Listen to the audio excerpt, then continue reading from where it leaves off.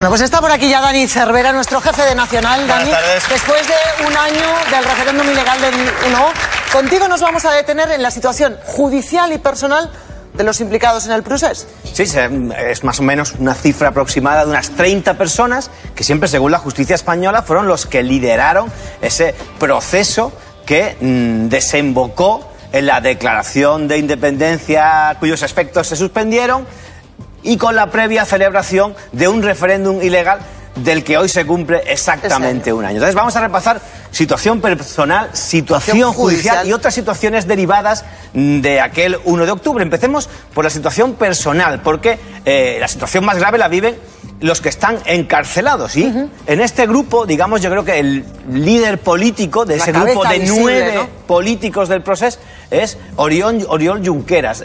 También el que, digamos, representa esa némesis del otro líder, de Puigdemont, porque es el que decidió quedarse y asumir las consecuencias legales de aquella declaración y aquel proceso político. Y en una de las pocas ocasiones que hemos tenido en este año de escuchar su voz, Oriol Junqueras dijo esto: yo asumo mis consecuencias porque yo nunca me escondo.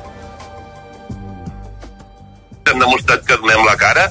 Jo estic aquí perquè no m'amago mai d'allò que faig i perquè sóc conseqüent amb els meus actes, amb les meves decisions. Junqueras es el principal líder político, pero no es el que más tiempo lleva en prisión. Por ejemplo, los que más tiempo llevan en prisión son los Jordi Sánchez y Cuixart, 349 días. Después hay un segundo grupo en el que ya está Junqueras junto a Joaquín Forn, el exconseller de Interior, que llevan 322 días. Hay otro grupo más en el que los que están exconsellers como Josep Rull, Jordi Turull, Raúl Romeva, Dolors Bassa, 224 días. Y la última, digamos, Carme Forcadell, que lleva en prisión 192 días. Hay que decir que Bassa, Forcadell y Forn incluso renunciaron a la política, dejaron sus escaños. Cuixart nunca fue. El resto sí que son diputados electos cuya condición está suspendida. Pero ya nos vamos al otro gran grupo, que ya no está en prisión. Fueron aquel grupo de políticos, que son 7, que decidieron esquivar a la justicia, salir. Y ahí están liderados por Carles Puigdemont y el grupo de Bélgica, Comín, Puig, Serret. Y como decía, Puigdemont representa lo contrario de Junqueras. Primero, por dos cosas. La primera, porque él dice que él no cree en el martirologio. Lo dijo recientemente. If you want to earn some dignity, I think you should go back and lock yourself up in jail. If I was in jail, I couldn't be in that studio. I don't believe in the martyrs. I believe in democracy and the separation of powers. Esto decía es la gran diferencia, pero el segundo hecho político que se ha culminado este año es que ha conseguido mantener el liderazgo dentro del independentismo. Consiguió ganar las elecciones cuando Esquerra era la favorita en las elecciones. ¿Gracias a qué? Pues a esa estrategia de tensión constante con el Estado español, y que se resumió también aquel día postelectoral cuando dijo: España tiene un pollo.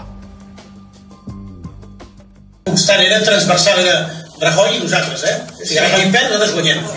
Ja està, i que Espanya té un pollastre de collons.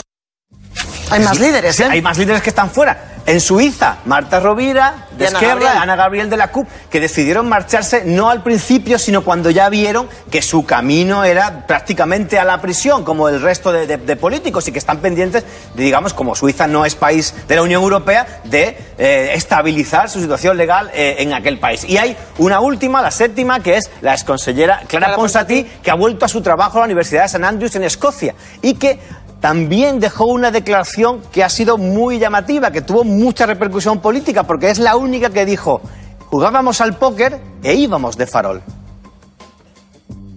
Estàvem jugant al póquer y jugábamos de farol. Bueno, vamos a detenernos también en las causas judiciales que están abiertas. Y aquí vamos a necesitar un rato, De momento, sí. Bueno, hemos visto situación personal, veamos cuál es el horizonte judicial que tienen. Pues es cuestión de meses, pero en cuestión de meses, en enero, son los cálculos que tiene el Supremo. Vamos a tener ya el primer gran juicio del proceso en el Tribunal Supremo de la causa que ha instruido el magistrado Llarena. Serán 25 líderes 7 de ellos en rebeldía, es decir, habrá 18 en el banquillo con 3 grandes acusaciones: rebelión, malversación y desobediencia. Veamos el grupo de la acusación del delito rebelión más polémico, porque ha habido muchos magistrados en España que han discutido si había, digamos, la violencia suficiente. Vamos a ver si podemos avanzar en el delito de rebelión. Digamos, hay 13 procesados, como decimos, los 9 de la cárcel serán los que estén en el banquillo, y en rebeldía pues estarán Rovira, Ponsatí, Comín y Puigdemont.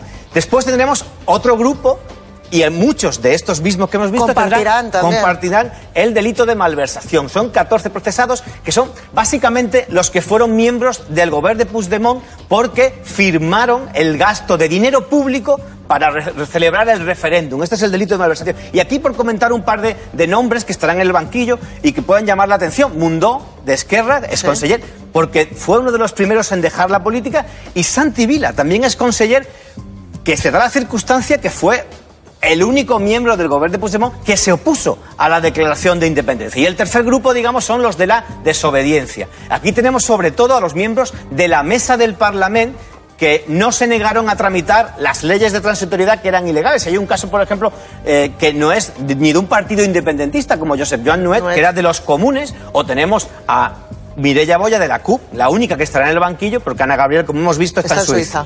Y un último caso, el de la Audiencia Nacional, que es el que va a juzgar, y esto se calcula para primavera.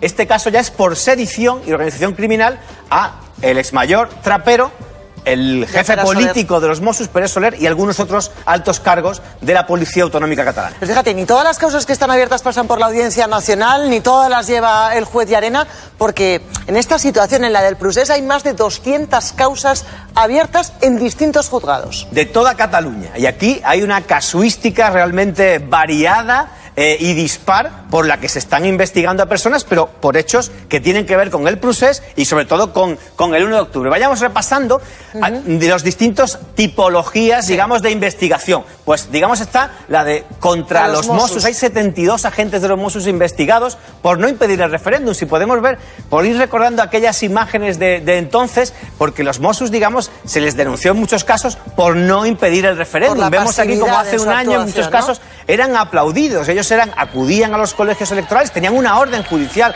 para impedirlo, pero bien porque consideraban que no debían de ejercer la fuerza, o porque en algunos casos se les decían que había, digamos, actividades escolares, pues no hicieron nada por impedirlo. Volvemos al grafismo y vamos a ver el segundo grupo, digamos, de agentes investigados. En este caso ya estamos hablando de la Policía Nacional y Guardia Civil, hasta 24. Los Mossos del 72, aquí 24 por lesiones. Las imágenes, del 1 de octubre, tristemente, son las imágenes que recordamos todos del 1 de octubre y que fueron las de, digamos, pues los golpes, las cargas contra las personas que intentaron participar en ese referéndum y quedan ya para la historia, como decimos. Más tipología. Contra exaltos cargos de la Generalitat, hay 40 investigados por permitir la votación y por usar datos para elaborar el censo, y por la logística. Seguimos avanzando. Otra tipología de causas abiertas contra alcaldes independentistas por desobediencia y por permitir que se abriesen los colegios que estaban, digamos, bajo su tutela. Y después, por ejemplo, contra manifestantes. Hay dos tipos. Pues contra CDRs por cortes en la huelga de 8 de noviembre. Cosas muy parecidas a las de hoy. Cortar, por ejemplo, el AVE de Girona.